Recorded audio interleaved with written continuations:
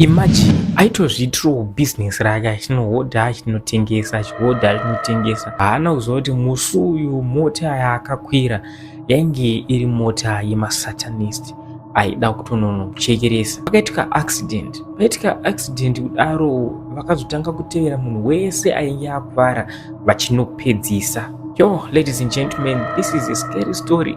Iri kubva nechepamutare apa pana Magda varikuda kutipa testimony yakaitika kwavari mushure mekunge vakwira mota yemasatanist. Kana iri first time yako kusvika panapa ndokumbura kanganwa kusiya wa subscriber, kulike, kucomment, kufollow nekushare handika ndo zvinhu zvedu zvirambe zvichienda mberi. Andoda kukupedzera nguva toda tinyatsonzwa kuti chii chakazoita kuti vasvike pakuconclude kuti vanhu ava ainge ari masatanist. Zvakafamba sei?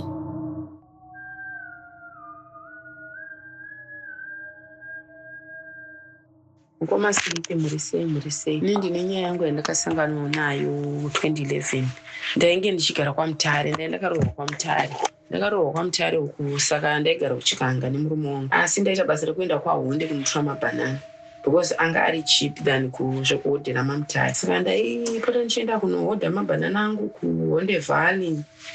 Ndaenda kwaHonde Valley kwekwe ndaiti kana wahodha zvinhu zvako munhu unobatisa unoisa parori woisa parori rori raitakura mabhanana roenda naro rodzoka kutown. Isusu tosara toita zvokuhaika tichidzoka kupi kutown totsvagawo transport yedu taisauya pamwe chete nemabhanana edu taizongomatora mabhanana edu kutown kwaMutare. Saka zvakaitika rimwe zuva takati ndahodha yangu yandaisa parori yaenda ndakasara ndobva ndaenda parodhi vandanohaika kwaHonde.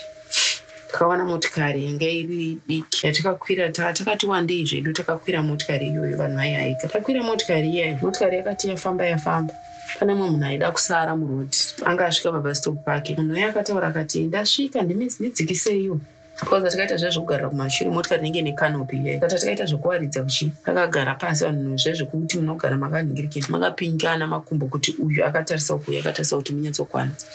Saka pane wani munhu aida kusara akabva atanga kuvhura kawindo kachidaidzira driver ndira kusara bus stop yangu ndasvika. Driver mbai vakabva vatanga kuseka kurova chikwee kuseka. Driver vaseka vanhu vakatanga kuita noise chishedzera kuti imi munhu ada kusara kunge iye asi kuzvinzwa. Motikari yakabva inopidikuka motikari iya yapidikuka pakakwara vanhu mukatofa ipapo because takatowanda taitosvika kuma8-9.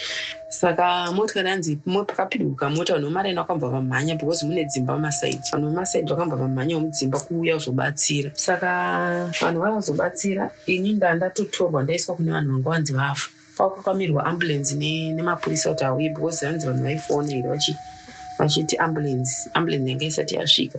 Saka ndakaiswa paipa yanzi pane mota yakasvika mota dzaipfuura murodhi dzaipfuura dzichionaka kuti paine tsaona yaitika apo.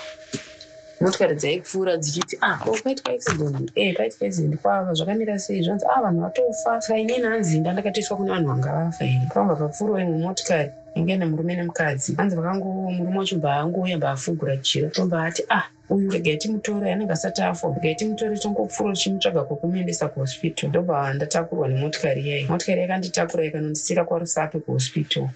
Hanzi vakangosvika pahospital vakati tanongonhongawo munhu uyu murodhi momu aita accident amunoti achiri kurarama here. Vakangondisiya havana kutombotaura zita ravo kuti ndanani kana kuti handitombovaziva vanhu ivavo. Ine ndinovatenda nanhasi kuti vakandibatsira. Saka chakazoitika ndechekuti ndiri muhospital meya ndakazotogara ndisingagoni kutaura ndisikadi because ndakatokuvara zvekutorevesa chaiko ndakakuvara zvokuti ndakatozotanga kudzidzira futi kufamba chaiko ndandisingachagoni kana kudii. Saka ndagara muhospital meya pane dhei rimwe chete randakazongokwanisa kuita kunge ndapatika.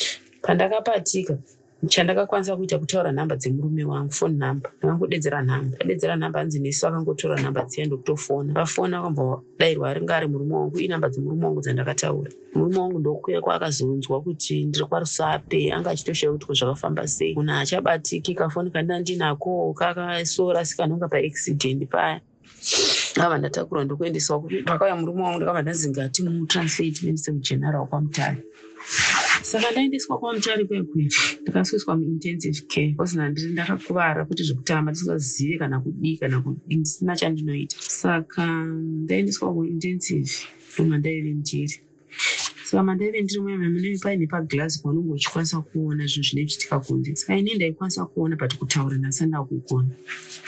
saka ndaizoona vanhu vanga vari mabhedzi pamavhisiting avo paipa, ndaiona baba vaya dhiraivha uya aiuya achiteera mabhedzi evanhu vakaita accident chinavo munhenge vaiva mumotikari yake iri, ndo aienda kumabhedzi kwavo achinoteera achivapa mabhanana achivatipa chimafruits achivauya kuzovaona like kuterawo mapeshenzi ake kuti ndiye akasanganitsawo ainavo. Saka ini ndaizviona but ndaisakwanisa kutaura zvokuti murume wangu aitouya uswera akagara pasaidi pangu. Murume wangu ega ndaikwanisa kungondiona because ndandiri muitense zvinosingabvumidzwa mumwe. Saka ndaiona zvaiitika, vanhu vaizosvika pakufa, vanhu vaiva vachipiwa mabhanana nemurume uya vese vakapera kufa. Saka ini ndakazongosara, ndakazotanga kudzidziswa zvokuti vanhu kumbanzi vanga vangomirira kuti tamirira zuva makwarira ndakaita anga asingaiti. Saka ndakazoenda chiita nani kuzotanga kudzidziswa kufamba, kutanga kudzidziswa kuti ndizive kuti ndinani asingachitombozive chinhu. Saka baba ava vanenge vanga vari musatanist zvakaitika. Dhiraivha uyo yanga ari musatanist, saka akapera kuteera vanhu vake vese vaya vakanga ainavo motikari because vanga vaine matega vanga vainawo kunzi vanhu vakaita kera accident yavo panhu pamwe chete. Saka inini chakaita kuti asandiziva, asandirecognize ndechekuti vanhu vakanditakura ndo vakandiponesa, vakandibvisa pasini vakanondisiya kwaMutare. Ndakazobva nekwavo nekwaRusapi, vakanondisiya kwaRusapi, ndakazonobva nekwaRusapi ndichiendeswa kuGeneral Hospital. But vanhu vakatofa, ndaitoona vachizonzi uyu atofa otosumudziswa, uye munhu uye achiteera aitoteera achiona mapeshenzi ake aya vanhu vake vanga vakaita accident vari mumotikari.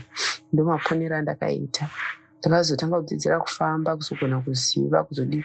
Pandakazotanga kugona kutaura, it was like too late because vamwe vese vaya vanga vatopera kufa, vapera kubudiswa muGeneral mune. Ini ndakazobudawo hangu ndikararama nanhasi ndiriko. Saka ndoda kungotaura kuti masatanist ariko kunzoko. Zvakaitika 2011 ndakagara muhospital almost gore rese ndirimo, ndokuzorikavha ndokuzobuda hangu. Asi izvezvi ndandinitori nemavanga akaipa kutotanga kudzidziswa kufamba, kutotanga kuningirira zvinhu zvakawanda zvandasingachatozivi pamusoro peaccident yakaitika kwandiri.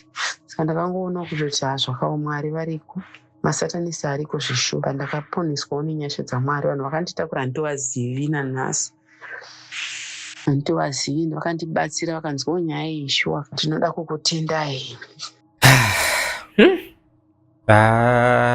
Kunze kwakatakura kurema, munofungawo kuti kudini nyaya iyi? Let me know what you think in the comment section, kuti mainzwawo sei nyaya yakubata kusvika papi.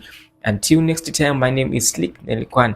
Kana une nyaya yako andika yaurikuda kushare nemhuri yeZimbabwe, unofunga kuti maybe if I share nemhuri yeZimbabwe zvinhu zvangu zvinogona kufambira zvakanaka, andika saka unondibata pa 0777448050 0777448050. Munoziva nyaya dzedu dzakanakira kuti kupanana chenjedzo, kunyaya dzekuti tinenge tichipanana chenjedzo tichidzidzisana nezvikuitika kunzoko.